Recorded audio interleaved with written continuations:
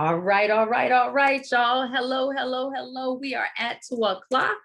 Hello and welcome to Activating We Making Framework, using arts and culture to unite people for community well-being. We are excited to have you all here. My name is Kimberly Nicole Smith. I am your MC for today.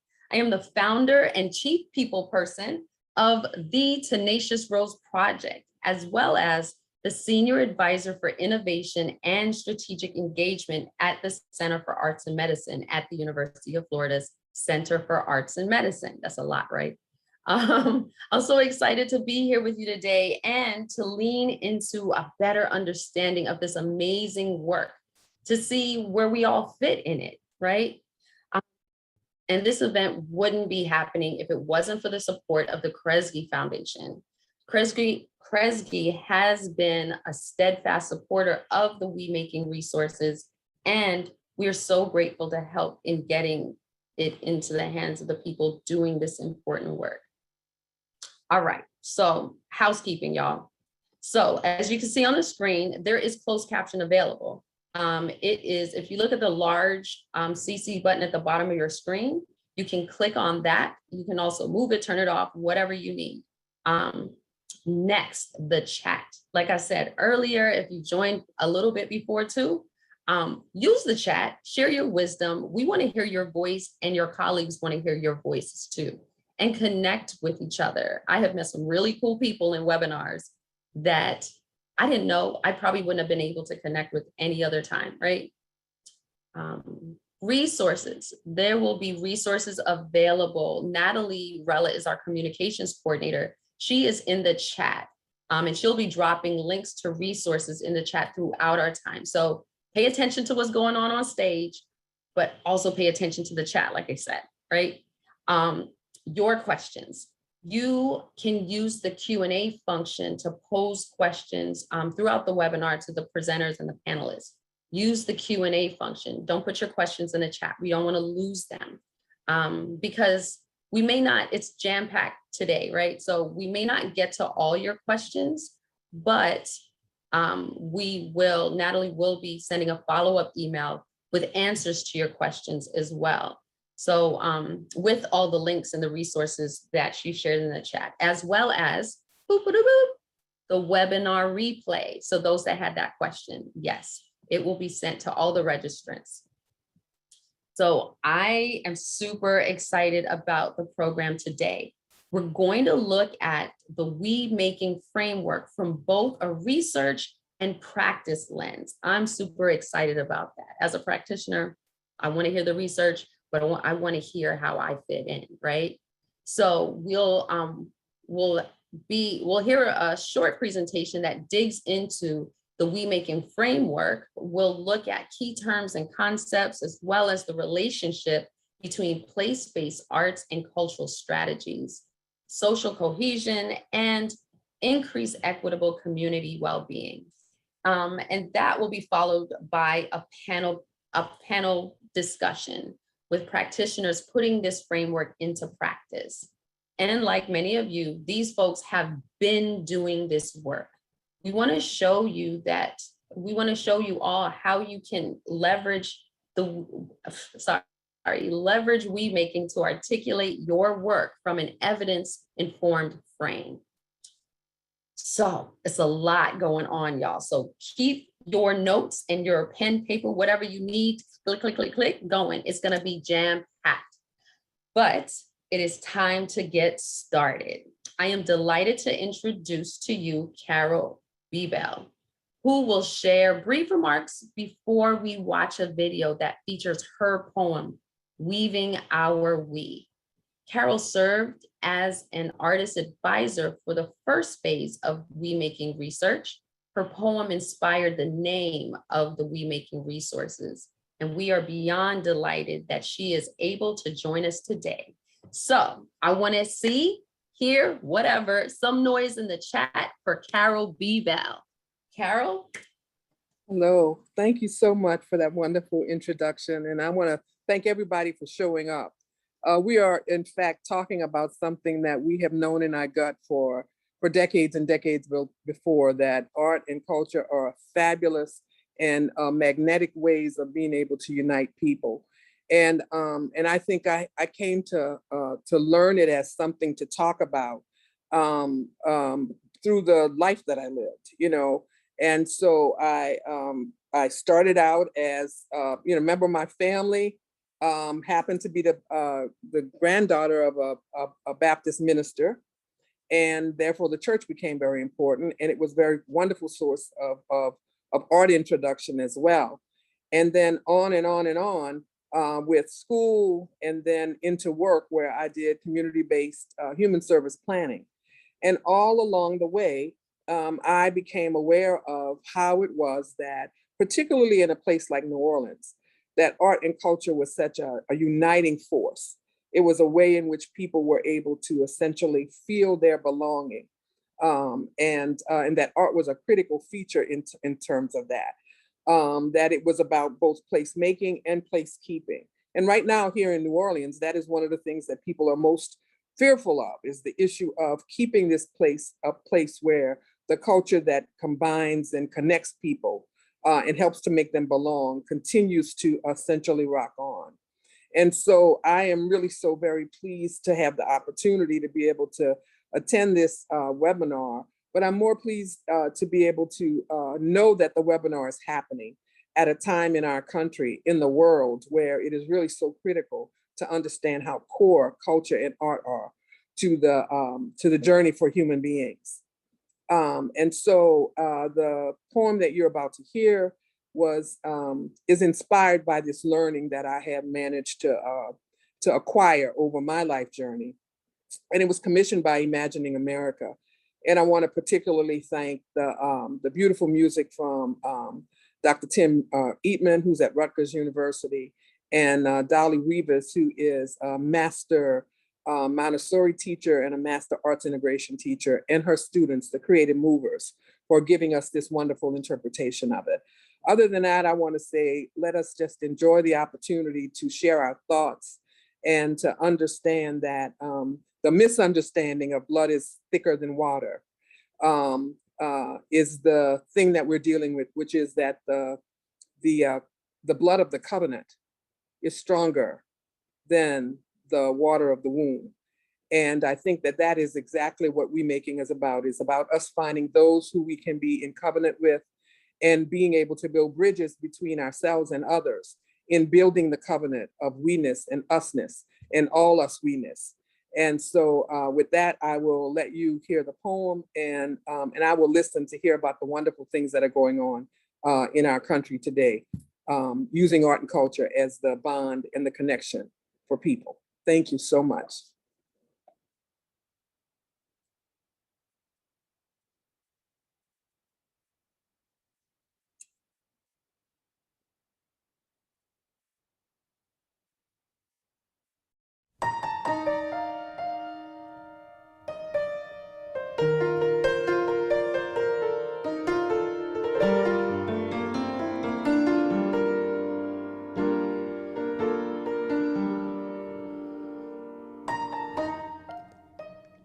Since that parting at the start, from our safest home and anchor, we yearn for belonging.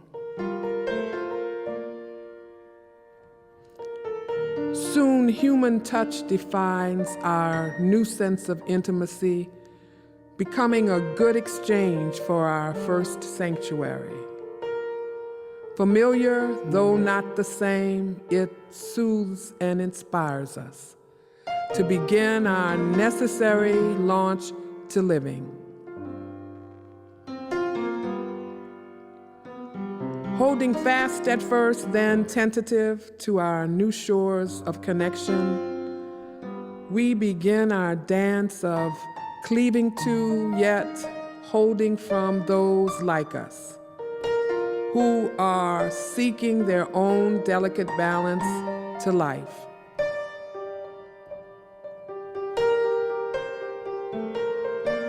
With every fiber of our spirit, we struggle to become able to be alone, yet part of those who help us know our emerging selves. They mostly look like us, sound like us, and we become like them. We are so satisfied with this way of being till the day that new presence shows up and we start to feel the pull to be with this new discovered pleasure. Though different, we bask in it. We flirt with it. It makes us laugh, feel good, reluctant to leave. Call it neighbor, friend, teacher, or just community. Now, a needed part of our happy. So our lifelong collecting of others begins. More and more to choose from to add to our anchoring, our tending of self and our expanded self called we. Yes, we sense the difference from those first ones, the ones we once so needed, called family. Once taken for granted, now we fear the risk of losing either one or the other. So we learn this ritual, this flirtatious dance of catching spirits, collecting people, adding them over and over to our we. And we grow better and better at this graceful effort. The new ones pull us, push, shape us, helping define us. This scares us, but also propels us, helping to anchor us, find our center, test our bonds of connection, belonging. We lose some along the way, yet we continue the dance, ever searching and collecting the ones for our we. Some stay, some leave, some melt into us, absent-minded, automatic, like breathing sometimes, but also intentional. Like a patient weaver, we hold the common thread while adding color, pattern to loop together in the making of our unique design for life. Oh, but we are not always careful to make sure that the design and structure can tolerate contrast, resistance, unexpected and compelling sweet distractions. For these in the end make our life more fulfilling, satisfying, and worth the living.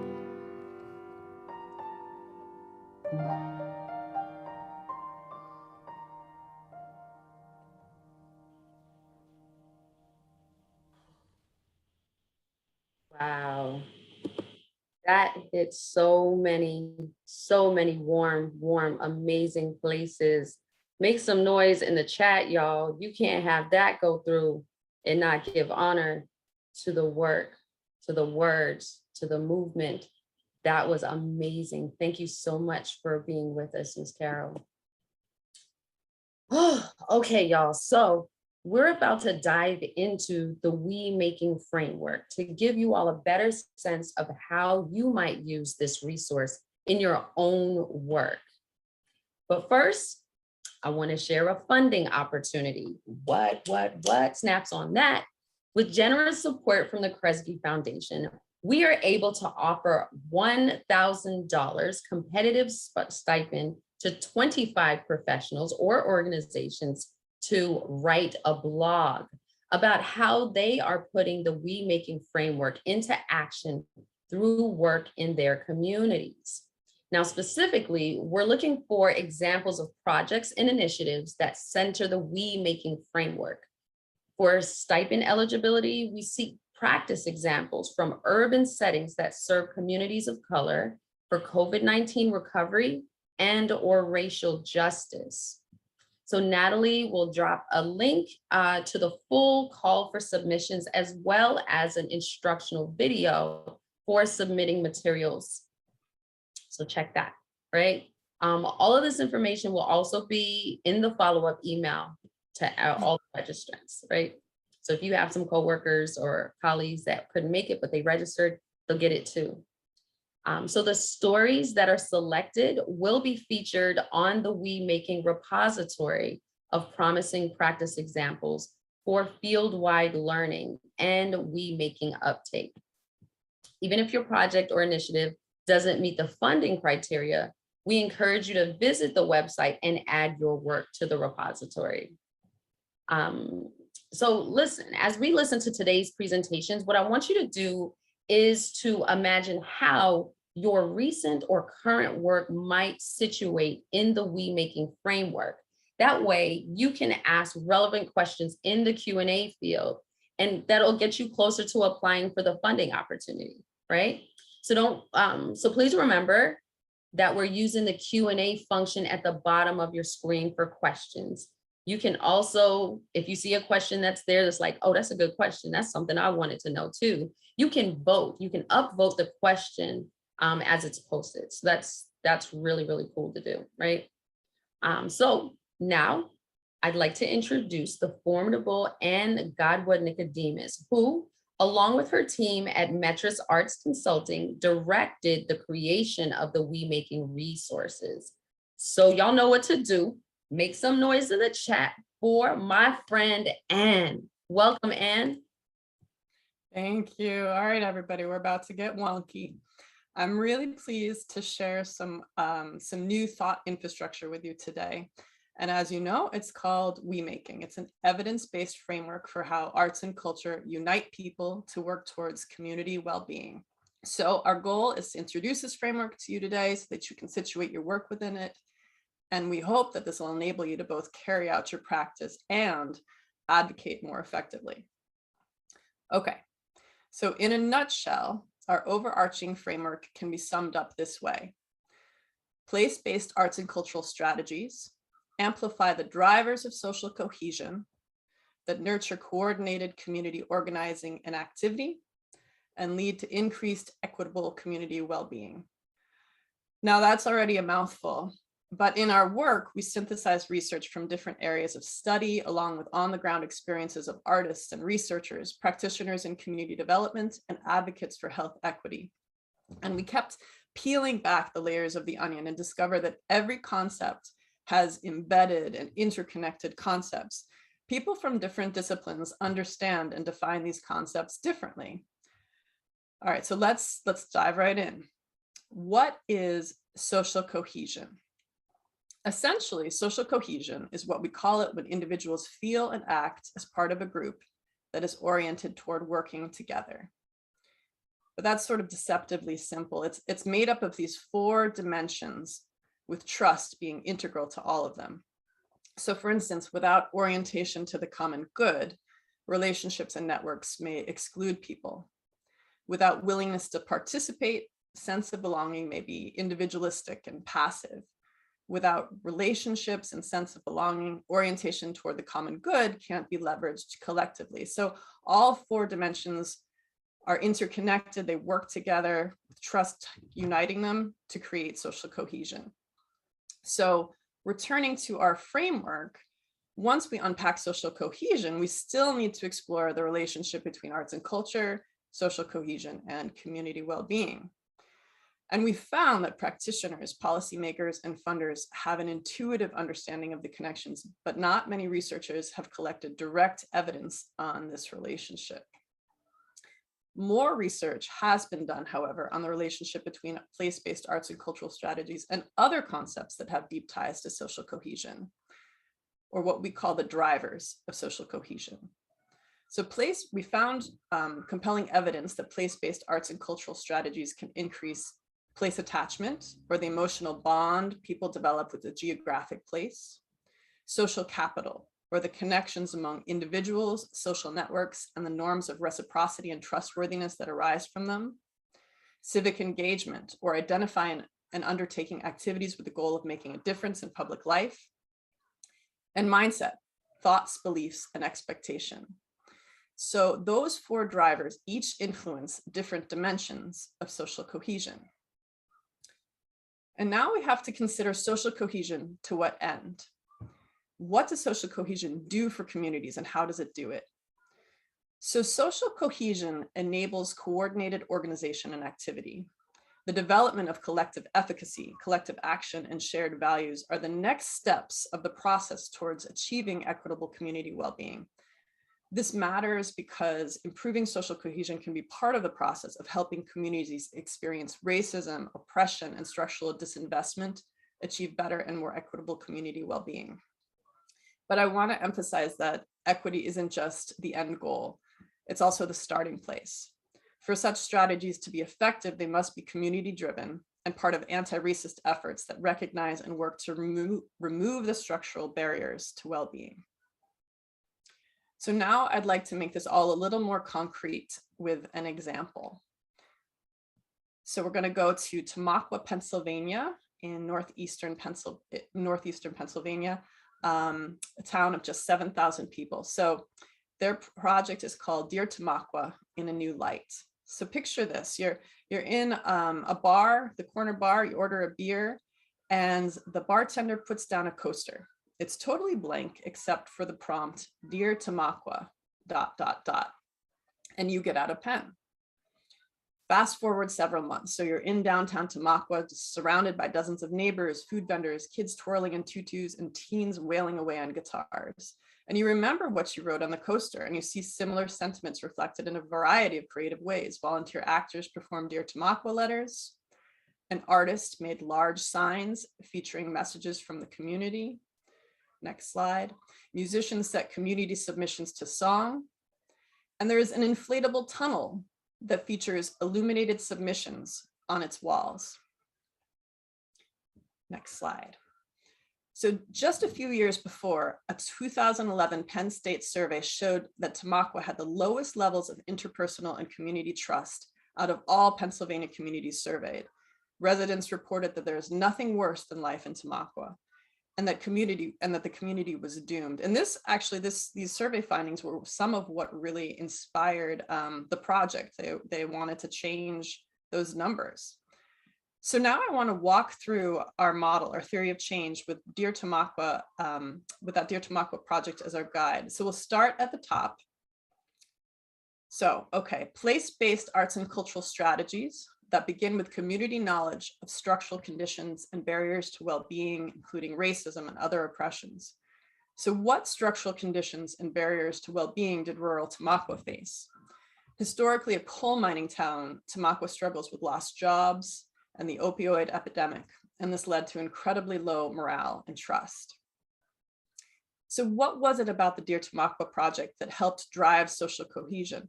And through our work, we found that certain features of kinds of place-based arts and cultural strategies are particularly effective at driving those drivers of social cohesion. Ones that build and share power through community ownership. So for instance, community input was the raw material of all of the artistic work. Dear Tamaqua was a prompt, as if writing a letter to the town.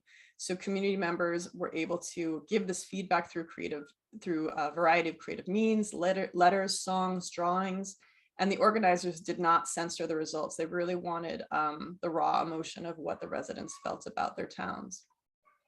Connecting people across difference and including all types of community members. So Dear Tamaqua received about 700 submissions out of about 7,000 residents. And the Arts Center really targeted those who might not feel that their voices are heard or that their opinions matter, from schools and senior living centers to hosting writing events on playgrounds to those bar coasters. Having a consistent presence in the community. So Dear Tamaqua was spearheaded by the Tamaqua Area Community Partnership. And this nonprofit is grounded in the community and is built on achievement over time. For instance, in 2012, it restored a vacant historic church into an arts center, which serves as an anchor hub for the community. And lastly, Dear Tamaqua topically aligned with community change goals to reinforce desired impacts, such as community building and cohesion. All right, so back to our slide, our model here. How did Dear Tamaqua foster social cohesion? So we're now in the center of our theory of change. And it did this by amplifying the 4 drivers of social cohesion: place attachment. The prompt Dear Tamaqua allowed people to articulate and strengthen their relationship to their town. Social capital, Dear Tamaqua offered residents a way to form new connections with one another. Civic engagement and mindset. The arts activities themselves provided a low barrier for entry for civic participation, penning a letter to your town in a bar, for instance. And in terms of mindset, the installation helped increase residents' understanding of each other's experiences. So they saw themselves as part of a community that can move forward together. And really interestingly, after the project, Tamaqua requested that Penn State return and perform a follow-up survey. And in 2016, the researchers found significant improvements in reported connectedness, expanded networks by forming new connections, and trust with one another, and community members feeling like their voice mattered. So a lot of those different dimensions and elements of social cohesion. So this is a really powerful example. It's unique in that it has compelling pre and post evidence that a place-based arts and cultural intervention measurably increased social cohesion. But going back to our model, we still haven't addressed the question of social cohesion to what end. Here, now we're at the bottom part of the theory of change. So in our model, social cohesion enables coordinated community organizing and activity and leads to increased equitable community well-being. For instance, Tamaqua developed subsequent large-scale public arts events that aim to move from voicing the past towards developing a community-driven vision for the future, in which residents work together to achieve a common goal. In other words, they developed shared values, they increased collective efficacy, and they took collective action. So even though Dear Tamaqua helps the community develop shared values, the ways in which that's transforming into increased equitable community well-being are still taking shape. So in our work, our overarching work, we found evidence that social cohesion helps communities reach a variety of interrelated positive outcomes, including mental and physical health, celebration and preservation of culture, creative responses to trauma and racism, and civic capacity for change. And in Tamaqua, the Penn State follow-up study already suggested gains in civic capacity for change. And 2 doors down from the Arts Center, the community partnership concurrently developed a drop-in coffee shop to offer folks a safe, sober place to meet up. But this project also shows that these processes unfold over time, and they involve feedback loops that don't always unfold in a neat linear fashion. So that concludes the We Making crash course, but the suite of We Making resources includes a glossary of key terms, and this theory of change written in a very accessible, high-level format, illustrated by the narrative case studies, including Tamaqua. And then there's a full conceptual framework. There's a memo authored by PolicyLink on promising practices. And there's an overview of the academic literature review oriented towards students and academics. So you can really go as deep as you'd like to into these concepts. So this thought infrastructure can serve as a powerful tool for practitioners to intentionally and strategically align their efforts to address today's most imperative crises, from the continued struggle for racial justice to recovery from the COVID-19 pandemic to really even the erosion of democracy. So if your community uses or wants to use arts and cultural activities to work towards community well-being, I hope you're feeling better able to articulate why and how it works with these tools. And I also hope that you'll keep this momentum building. Please share your story in the directory of promising practice examples to not only be eligible for that $1,000 stipend, but to facilitate field-wide learning. All right, and I will be trying to address some of the questions in the Q&A chat. Okay, and thank you so much for breaking it down for us, but shout out also to sharing the slide deck, because I don't know about y'all, I was so locked in.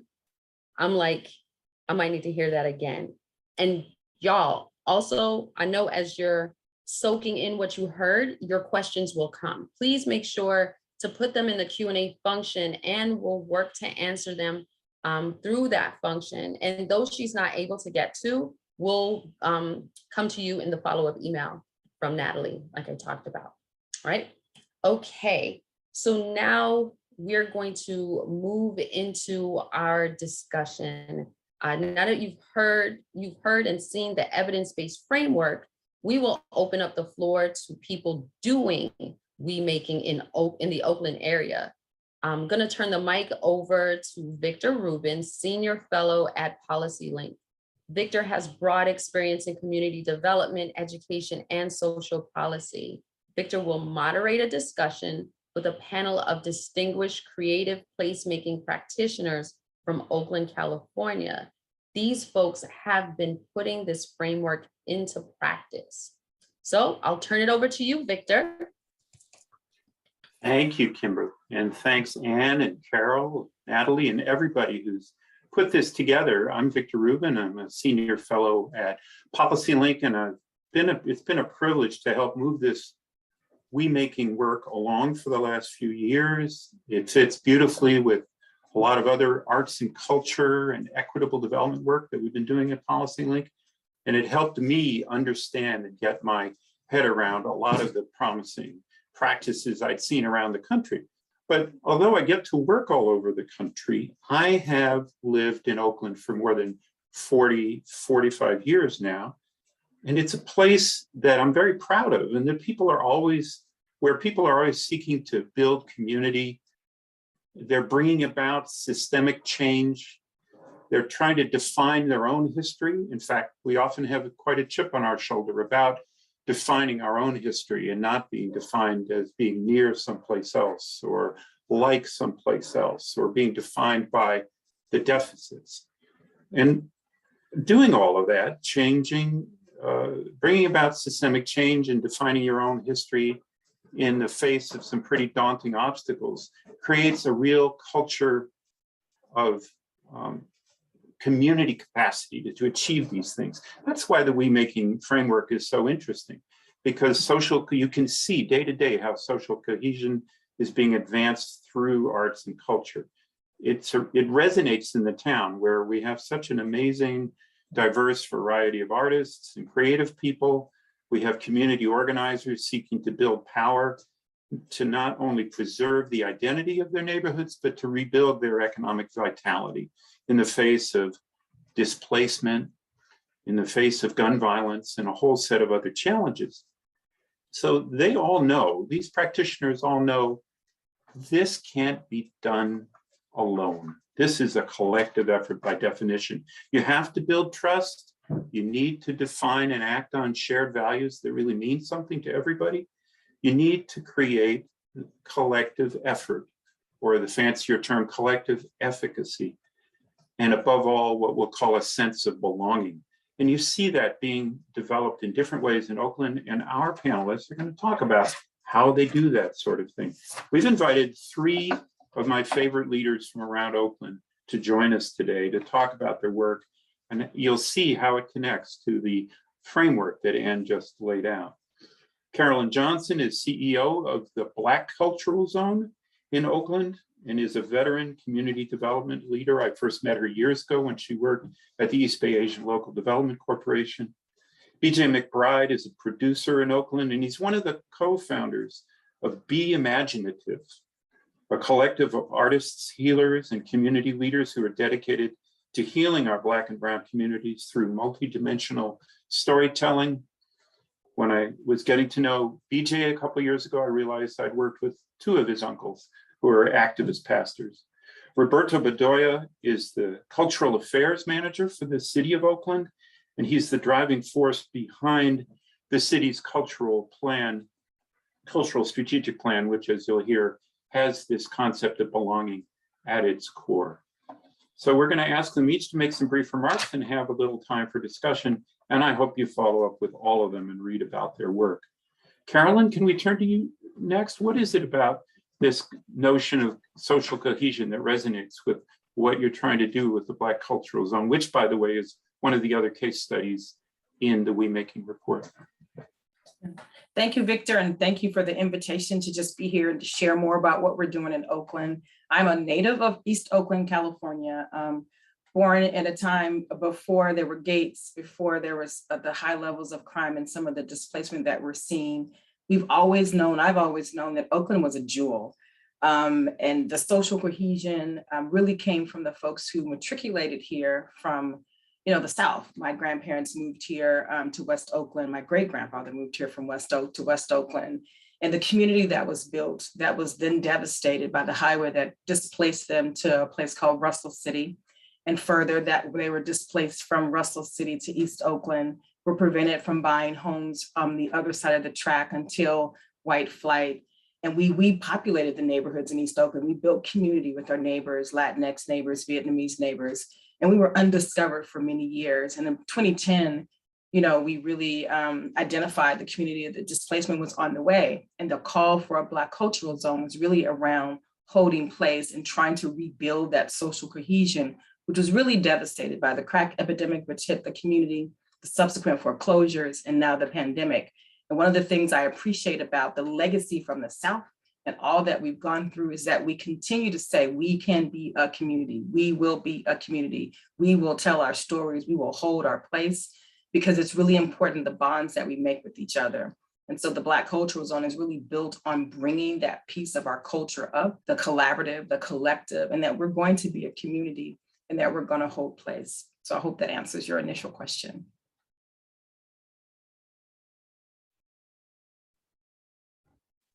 Sorry, yeah, that's a beautiful start. And we'll come back to several aspects of this, including how that perspective on culture relates to the economic strategies and the entrepreneurship strategies and the resilience strategies that we're seeing.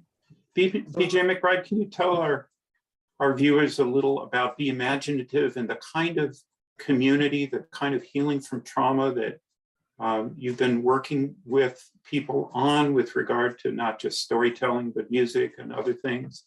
And sure. Please.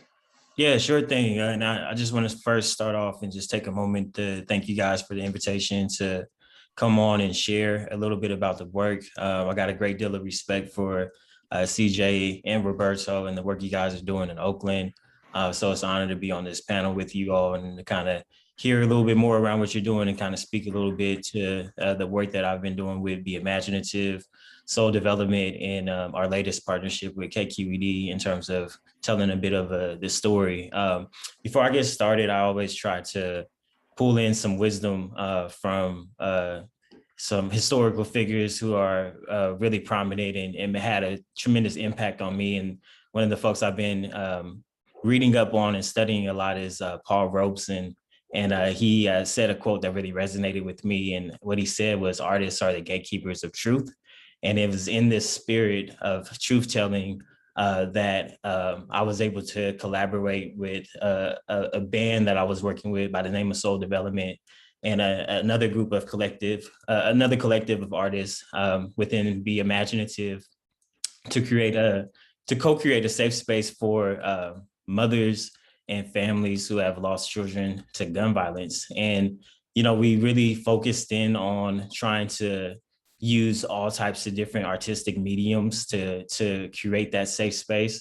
We really felt that it was really important to not just look at the victims who have been lost to gun violence as headlines, but to really humanize them and lift their stories up and to provide an opportunity for them to really be heard and seen, and not just a blip in the news, but really to get a deeper connection that way. So within the collection of artists that we pulled together, we exhausted all creative mediums. We used poetry, we used music, we used visual art, we used anything that you could think of to try to humanize their narrative and their stories. And what we really found is that by doing this, we were able to build community in a really unique and authentic way. And that's really where the magic began to flow for the collective and for the mothers and the families who were engaged in this work. Once we were able to build trust with them, we were able to cultivate a sense of belonging. And I think the sense of belonging really came from them having shared experiences, and shared experience, not just around the trauma, but also shared experiences around how they were able to navigate the process of healing after going through such a traumatic experience. So this particular work has been going on for about 5 years. We've done healing circles in Oakland. We've done work in Sacramento, primarily in California in different parts. And most recently, we've kind of taken on a partnership with KQED, where we were able to document this story and this experience through a documentary called When the Waters Gets Deep. And it's just been a really powerful experience to be able to take people on a journey and use arts and creativity as a way to kind of disarm folks and give them an opportunity to really sit in their process, sit in their healing, and to learn from each other around what it takes to really navigate healing after trauma. Thank you. Make sure, if it hasn't come up already, or even if it has, if you can put in the chat any links to the older material or the new work with KQD or anything else. So I know people are going to want to follow up. Sure thing. So you have this tremendous citywide perch from which you can see and help along scores of different place-based arts and cultural strategies and ways in which they can foster a sense of belonging, foster the other elements of social cohesion. What's your take on both how that's going in Oakland and what a city government can do? We have people from cities all over the country.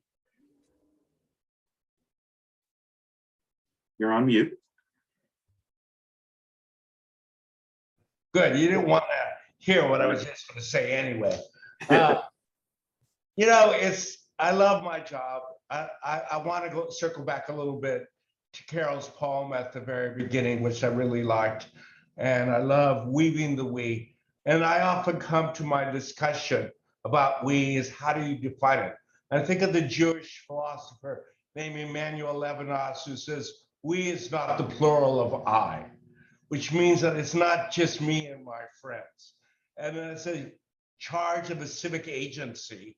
I think about we a lot. And my homework assignment is I have to serve the anarchists to the white gloves and everything in between. So how do you animate the notion of a secular we? That's not happy face. We do have tensions, and you have to be honest about them, and you have to sit in them, and you have to work through them in order to make a we. So I think about we an awful lot. I'm really lucky that when I got here 5 years ago, we did the cultural plan, and we put belonging we created belonging as our North Star. So as a municipal agency, city all have plans.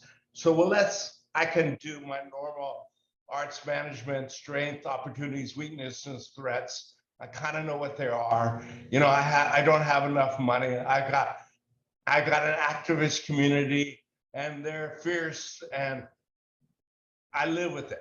But what can we do to create a civic narrative that's about belonging, about we?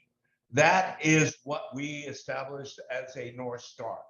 So I just back off of that sort of effort. And then I look at my cultural community and how they animate we. How do they operationalize we? What does it mean to them? CJ's work is phenomenal, but she's creating a cultural zone, a cultural district in a neighborhood that needed it. So in some ways, her vision of a we is really kind of located in a site. But I also think about, Anne knows this a lot, about place and we. And in Oakland, there's placemaking, which is, most of my community kind of like hates that term because it's linked to gentrification. And then there's placekeeping, which is really about sort of maintaining neighborhood identities and relationships. And then this place knowing. Do we know that CJ's land was a former Ford motor plant operations. So going back to hearing the stories of the elders in the community and knowing what they know and putting that out there into the mix is part of this other sort of place knowing. And I guess one last thing before I've been thinking, and my comments, I've been thinking a lot about trauma. Trauma is part of our lives, but I think about it in terms of civic trauma. What does the civic, COVID-19 is a civic trauma. So often the discourse around trauma resides in the I. I've been traumatized because I was raped. I've been traumatized by my poverty. I've been traumatized because I was by the white patriarchal system. All of it is the I and never the we. So basically at the end of the day, I'm a sociologist. How are we traumatized? What are the social systems that create disenfranchisement, that segregated schools, policing? These are all, we need to step into that zone and try to heal the civic trauma.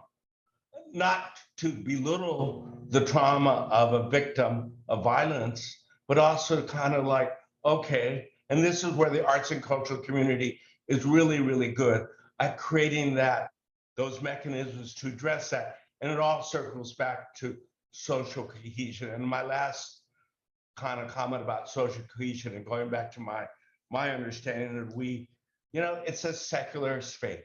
It's secular faith space. It includes people I don't know. And my homework assignment is, how do I serve as a public servant the people I don't know? I know the people I know. Believe me, they call me up and they let me know where they hurt and how to address it. And I listen like I love listening. Anyway, now. Thank you so much. So much to come back to. And I hope, BJ, in a moment or two, you maybe comment on some of what Roberto was saying about the trauma being understood as a social phenomenon and not only an individual one. But first, CJ, if we can come back to you, I've noticed even from my distance over the last 4 or 5 years, the Black Cultural Zone's economic strategy was always tied to culture, but it started out relatively conventionally about helping small entrepreneurs, Black businesses and nonprofits find a space, find a market, find a place. And it seems to have blossomed into not only that, but a much more ambitious and comprehensive sense of what makes a community. And it's tied into notions of even climate resilience and the broader challenges facing the community. How does the economic strategy and the cultural strategy, how have they evolved and where are they going next? Yeah, no, thank you for that question. The Black Cultural Zone was a concept formed, by East Side Arts Alliance that there should be a space for Black businesses. We were losing our presence on a commercial corridor called East 14th Street in Oakland, where at one point there were 1,000 Black-owned businesses along the corridor that owned their space as well as their business. There are now 4. And we noticed that in 2010 and knew that holding place was important and building a space for Black entrepreneurship. If you can't afford to live here, if you can't generate income to live here, there is no holding place. You will have to relocate. And so we focus primarily on that by centering Black and arts and culture unapologetically. But importantly, we cannot hold place if we don't have any money, right? And so the important piece is that we build our entrepreneurs, we build those career pathways so that they can afford to choose to live here or not. And we say, come here for the culture, that we want you to be here. We need your presence, we need your face, we need your color, we need your maker, your creativity, your art, all of that here to make the city the beautiful city that it was and that it is and that it can be. And so entrepreneurship is really allowing people to their creativity that flows through the things that they do, the work that they do, to be monetized, quite honestly, in a way that is self-sufficient. And so that's key. So our Coma market that we formed during the pandemic wasn't just because it was the only place that folks could sell and make a living. It was really around grounding it in that strategy. And so supporting entrepreneurs and businesses has always been there. Adding the career pathways and real careers is another important piece. Not everybody should be an entrepreneur, nor they can be, but that's important. The other piece is really during the pandemic, we realized that folks just simply didn't have any money. But they had a pound of lemons on their tree. And what can you trade that for? So another piece of our strategy is building that cashless society. We call it the Cowrie Currency Collective, that will be based on digital currency that is founded in an exchange in a time banking way. And hopefully at the marketplace that we have, Liberation Park in East Oakland, we'll add what's called a trading place where there'll be no money exchange. You'll bring the things that you're gardening. We've started a community of gardens. So bring those cucumbers and trade it for something that someone has made. And how can we trade those things in exchange? We have neighborhood messengers who go out, they do work in the community, pass out PPE, connect with their neighbors. How can you monetize that where they can come to that trading place? The work that you do can be exchanged for something of value to you. And so that's our goal, is that there is a way that even without cash and without money, we can still survive and have the things that we need. So all of that is a continuum of the things that we need to do to really hold place. But where the culture comes in is that that's who we are. We have been, talk about trauma, the trauma of how our people got here, the land on which was stolen and the trauma that is there. But we are a tribal people, a cooperative people, trying to fit ourselves in sort of a system that doesn't allow for that. Capitalism is the man-made, the one man, the solo. And how do we navigate that world while still bringing our true culture of cooperativeness, collaboration, et cetera, to really build a society that works for us. Thank you. You're People welcome. spend years trying to tease out that relationship between economics and culture, and you did it beautifully in 3 minutes there. You can't have a barter and exchange economy without trust. It just simply wouldn't exist. BJ, quickly, if you would, any thoughts about how the kind of healing from trauma that you're contributing to and helping, what form it takes in this particular period with the pandemic and with Oakland trying to reimagine its sense of public safety? Yeah, we've definitely ran into some challenges, of course, with the pandemic and being able to gather, because that was really the sweet spot of our work. It's kind of collectively sharing space and being there to support each other. But I think it's kind of, we still are locked in on just like the overall model of our work, which is it's an African proverb that says, if you want to go fast, you go alone, but if you want to go far, you go together. And I think we're still figuring out ways of how to go far and how to go together with this. So we've been able to engage in virtual convenings. One of the work around the films that we were doing happened during the pandemic. And we just kind of got really creative. We did a project called Dear Beloved, which was highlighting mothers reading letters that they wrote to their sons who transitioned. And we did this all through a virtual experience.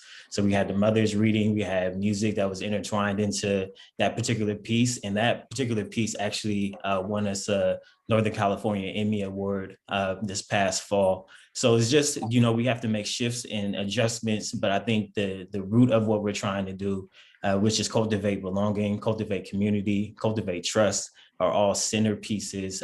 And we have to be creative now in this new climate to figure out the ways that we do that well, figure out the ways that we pick up a phone and give folks a call, a FaceTime, whatever that case may be. We still have to cultivate community in a really strong way, because I think people are really feeling the weight of this particular moment. And I think we have to be even more intentional around finding opportunities to connect.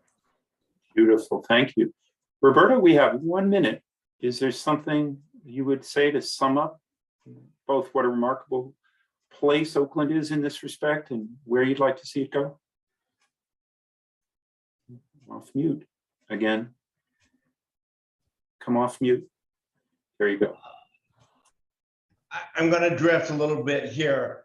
I did a convening once with a bunch of poets who were talking about placemaking and placekeeping and place storing. These are things I think about a whole lot. And what happens when you invite the artists to the policy table, which is always interesting. And as the policy man, you need to sort of respect them as a bit of the interloper. They don't have to be the bureaucrat. I'm the damn bureaucrat, unfortunately, though. I can learn from CJ how she does her mambo and her magic, and all of you guys. But one of the things that I want to end on about placemaking that we often think about, we don't remember so often placemaking is about the built environment. And let's think about all those other qualities of life, especially sound. And what I love about my Oakland is that we have hip hop, we have the Oakland blues, we have the New Orleans blues, we have the Chicago. Those are all place making. So I'm trying to like juice up this notion of place not just being the new department store, though we could use one, but but anyway, so just to kind of keep the poetics of what artists bring to the table alive and remember it. Thank you. Thanks to all three of you. I'm sorry we can't continue this on this particular webinar, but you'll see questions will forward it, and I hope everybody gets a chance to read about all your organizations, and thank you again. Back to you, Kimberly. Oh my gosh, y'all. Blown away. Such incredible breadth of work being brought to bear for community well-being in Oakland. And like I said, as an East Coast kid, we don't really think about what's happening outside of where we are. And thank goodness for a digital platform that we get to meet and hear about amazing work going on outside of where we live. And we can learn and we can connect and we can bring it home and share, right? So thank you so much, Victor. Thank you so much, CJ, BJ, and Roberto for that discussion. Super appreciate you. So like many of you who are deep in this work, it is so interesting to see how this framework can be used to find a shared language and process, right? So as we bring our time together to a close, I want to share with you closing remarks by Lear deBessonet, founder of Public Works Theater in New York City, a community engagement and participatory theater with affiliates in 11 cities across the country. Hello, everyone. She will share about her connection to WeMaking, as well as an exciting initiative and funding opportunity that brings WeMaking to a national scale. Hello, everyone. I'm Lear deBessonet, and I am so honored to be with you all in this virtual room, sharing this webinar. What an extraordinary moment for our field's community-based artistic practitioners coming together, really building a new momentum and energy around what is possible when we really have the arts sector and health come together, when we understand the value that arts brings to both individual lives and communities, and that health and wellness, really the lens of health and wellness, when it grows to include the arts, both delivers results like nothing else for individuals and also brings a level of social cohesion that speaks very deeply to the wounds of our country right now. And I'm just honored, I'm delighted that the WeMaking framework is creating a language, a shared language for us to be able to talk about the results that we know so well, that we live in our work every day. And the thought of being able to make that larger case to policymakers, or making that case around funding and expanding the sectors that really consider arts practice part of their purview, like making sure that the health sector and the municipal sector really understand what is possible through the arts and community. It feels like we are at a leverage point, a point of visibility it's so exciting, and I'm very, very excited to be part of this movement with you all. I wanted to share that you may notice my background here that says One Nation, One Project. I'm part of a team, a national team of artists, including my co-artistic director, Clyde Valentine, and the great Dr. Jill Sankey and the Center for Arts and Medicine. And we are working on a new national initiative that is very much grounded in the We Making framework. So One Nation, One Project is a national arts and wellness project that will begin with a request for proposals that will go out this November through the National League of Cities. And the projects will culminate in the summer of 2024. And I'll just say a little bit more so you have context, and then Natalie will be sharing the full RFP information and invitation in November when that comes out. But it's a unique combination of partners that have come together around One Nation, One Project. It's a partnership between the National League of Cities and all of the 19,000 municipalities they represent, and federally qualified community health centers and local artists. And we're hoping that many of those local artists might be in this room right now. And the project is going to be a unique opportunity for collaboration made possible largely through the American Rescue Plan funds that the National League of Cities is helping the municipalities steward towards arts and wellness. And we will be working in cohorts over that time. It will be deep shared learning, 18 sites representing the full geography of the country, ranging from big cities, mid-sized places, small towns and villages. 18 cities will be selected to go on this journey together, and we will all be culminating a project that is in a way inspired by the Federal Theater Project in 1936, when 18 cities and towns opened the same play on the same night, each inspired by their own image, in the image of their place. And we will be doing a similar adventure around the theme, There's No Place Like Home. So there's no place like home, Baton Rouge. There's no place like home, South Bronx. There's no place like home, Utica.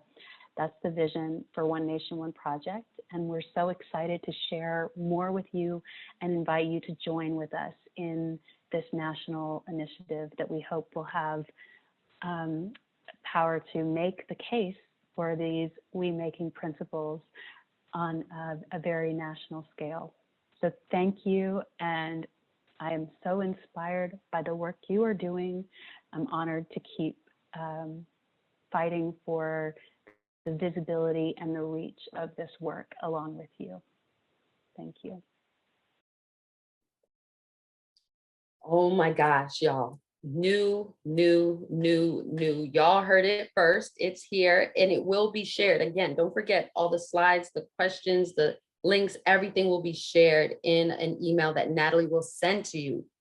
This is the end of our time. Thank you all for being here. Special thanks to Carol and Victor, CJ, BJ, Roberto, and Lear. Thank you to Natalie. Girl, thank you in this chat with all the resource you're putting in there, and the rest of our Center for Arts and Medicine team for handling things behind the scene. Special shout out to the Kresge Foundation for making this possible, and all of you. We saw you, we heard you, we appreciate you. Thank you for joining us today, and have a wonderful rest of your day.